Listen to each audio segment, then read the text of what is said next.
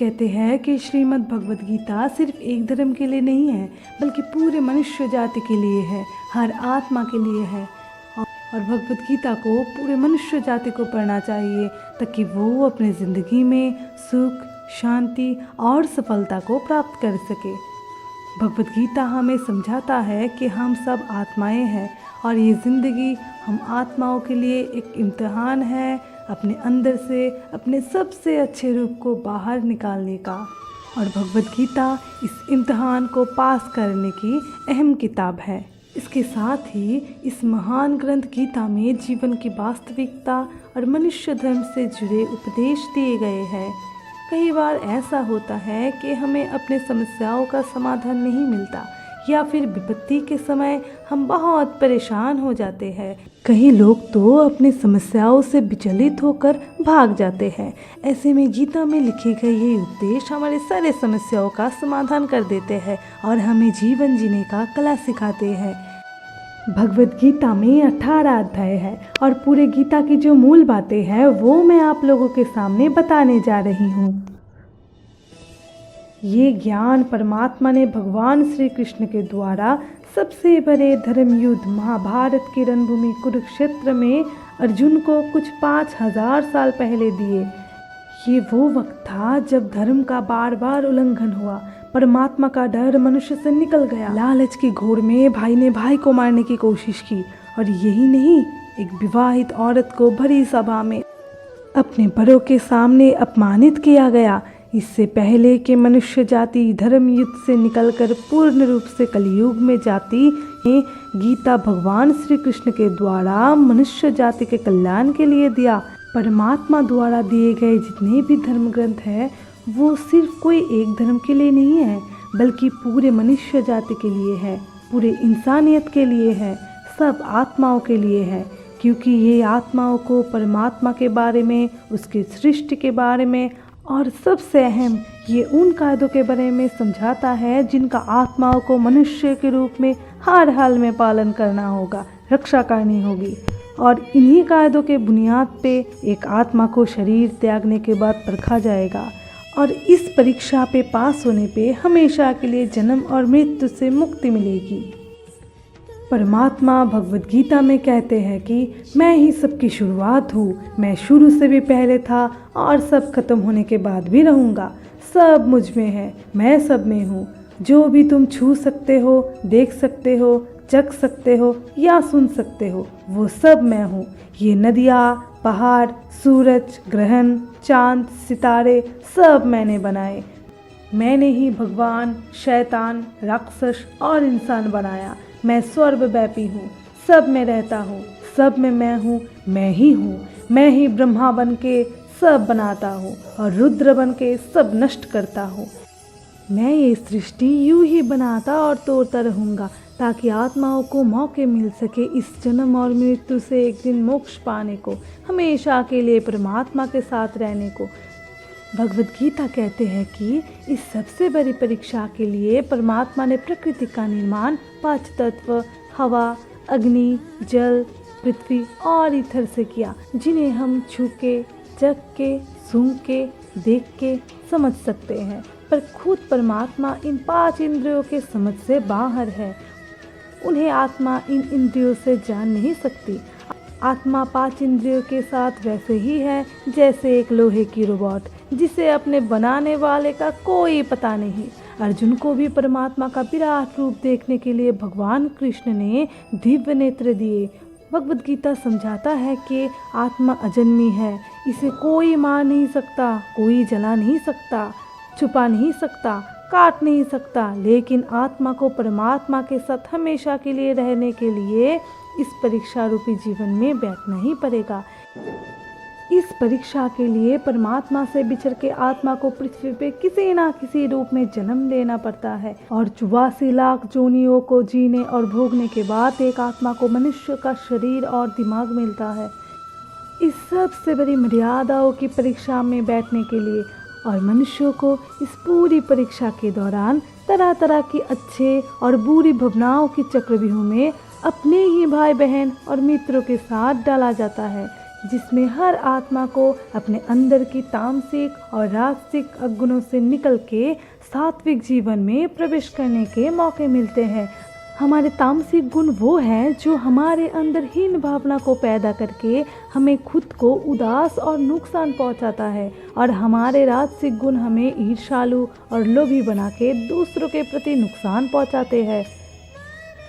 सात्विक गुण वो है जो आत्मा के अपने आसपास की हर चीज़ से जुड़े और उन्हें प्यार करना सिखाता है। इस परीक्षा के दौरान हर आत्मा को तामसिक और राजसिक गुणों को खत्म करके अपने सात्विक गुणों से परिचित होना पड़ेगा। परीक्षा के दौरान हर आत्मा को धर्म, अर्थ, काम और मोक्ष का ज्ञान पाके ही मुक्ति मिलती है। यही वो द्वार है जिन्हें समझ के ही आत्मा परमात्मा को समझ सकती है। पहला द्वार है धर्म का। धर्म वो ही है जो गीता में लिखा हुआ है, वेदों में लिखा हुआ है, गुरु ग्रंथ साहिब, बाइबल या कुरान में लिखा है। धर्म वो ही है जो धारण किया है, जिसे आपका दिल मानता है, जैसे झूठ नहीं बोलना, चोरी नहीं करना, भगवान का निरादर नहीं करना, दूसरों को नुकसान नहीं पहुंचाना, सबको प्यार करना। यही सब धर्म है। हर आत्मा को अपने जीवन काल में हर समय अपना धर्म पालन करना होगा और उसकी रक्षा करनी होगी। दूसरा द्वार अर्थ का है। हर आत्मा अपने हर जीवन काल में अपने पृथ्वी पे होने का अर्थ या मूल कारण समझेगी। इस जिंदगी में भोगने वाली चीज़ें और रिश्तों का आनंद लेगी। अच्छा बेटा या अच्छी बेटी, अच्छा भाई या अच्छी बहन, अच्छा पति या अच्छी पत्नी बनके हर रिश्ते पर खरी उतरेगी और इस परीक्षा को पास करेगी। तीसरा द्वार काम का है। भगवद गीता समझाती है कि हर मनुष्य के अंदर काम, क्रोध, लोभ, मोह, अहंकार और ईर्ष्या जैसी 6 भावनाएं हमें अपने और दूसरों के प्रति नुकसान पहुंचा सकती है। इन भावनाओं को हर मनुष्य को हमेशा अपने नियंत्रण में रखना होगा, क्योंकि इनके भाव में किया हुआ कोई भी काम हमारे जीवन भर की परेशानी का कारण बन सकते हैं, और एक आत्मा संतोष और सादगी से इन भावनाओं पे हमेशा के लिए विजय प्राप्त कर सकते हैं। चौथा द्वार मोक्ष का है। इस परीक्षा रूपी जीवन में हर मनुष्य हर समय कुछ इच्छाएं रखते हैं। कुछ इच्छाएं एक ही जन्म में पूरी हो जाती हैं, पर कुछ अधूरी रह जाती है, और उनकी पूरा होने के लिए ही आत्मा को वापस इस पृथ्वी पे आना पड़ता है। भगवद गीता समझाती है कि हमारी इच्छाएं ही मूल कारण है हमारे पृथ्वी पे वापस आने का, और अगर हम कोई भी इच्छा ना रखें तो हम इस जीवन और मृत्यु से मुक्त हो सकते हैं। ये द्वार माफ़ी का भी है। जिन्होंने आपके साथ बुरा किया उनको माफ़ करके, और जिनके साथ आपने बुरा किया उनसे माफ़ी मांग के भी मुक्ति पाई जा सकती है। जब तक आत्माएं इन चारों दरवाज़ों धर्म, अर्थ, काम और मोक्ष को समझ नहीं लेती, तब तक आत्मा को बार बार इस मनुष्य रूप में आना ही पड़ेगा। परीक्षा का समय खत्म होते ही आत्मा शरीर और अन्य सब वस्तु को त्याग कर देती है। जो भी संसार में रहकर बनाया वो अब किसी और का होगा, और आत्मा अपने कर्मों के फैसले के लिए चली जाती है। आत्मा के अच्छे और बुरे कर्म के हिसाब होते हैं। अपने अच्छे कर्मों के लिए आत्मा कुछ वक्त के लिए स्वर्ग और दुष्कर्म के लिए नरक में चली जाती है। नरक में आत्मा के पापों का अनुकूल सजाएं होती है, पर सजा खत्म होने के बाद आत्मा को फिर से एक नया शरीर और नया दिमाग मिलता है इस परीक्षा में फिर से बैठने के लिए, और हर परीक्षा में वही सब फिर से दोहराया जाएगा। जिंदगी के 4 स्तंभ धर्म, अर्थ, काम और मोक्ष को समझने के लिए हर जन्म में अपने कई जन्मों के कर्मों के हिसाब से हर आत्मा को कभी अच्छे और कभी बुरे हालातों से जाना पड़ता है। लेकिन जब तक आत्मा परमात्मा के साथ योग को नहीं समझ लेती, वो मुक्ति नहीं पा सकती। भगवद गीता समझाती है कि मनुष्य अपने शरीर, दिमाग या दिल से भगवान को पा सकता है। शरीर द्वारा किए कर्मों के माध्यम से परमात्मा को पाने को कर्म योग कहते हैं। ऐसे कर्म जो परमात्मा की इच्छा से हो और दूसरों के कल्याण के लिए हो। भगवद गीता ये समझाती है कि आत्मा दिमाग से भी परमात्मा के साथ योग लगा सकता है। इसे राजयोग कहते हैं, क्योंकि दिमाग या मस्तिष्क सारे इंद्रियों का राजा है। एक मनुष्य अपनी आस्था, सांस प्रणाली, आसन, अभ्यास, साधना और तपस्या से परमात्मा को इस योग के रास्ते पा लेते हैं। इस योग को समझने के लिए हमें अपने अंदर की एनर्जी को समझना होगा। आत्मा दिमाग से मेडिटेशन या ध्यान लगा के परमात्मा के साथ योग लगा सकता है। स्वामी परमहंस, स्वामी विवेकानंद और उनके जैसे कई योगी इस योग के रास्ते परमात्मा के साथ संधि लगा पाए। परमात्मा गीता में कहते हैं कि अगर किसी आत्मा को धर्म ना भी समझ आए, योग ना भी समझ आए, पर अगर वो मेरी शरण में आ जाए तो मैं उसके सारे पाप माफ कर देता हूँ। परमात्मा को ऐसे दिल की गहराइयों से पुकार के पाने को भक्ति योग कहते हैं। चैतन्य महाप्रभु, मीराबाई और भगवान हनुमान इस योग के सबसे बड़े उदाहरण हैं।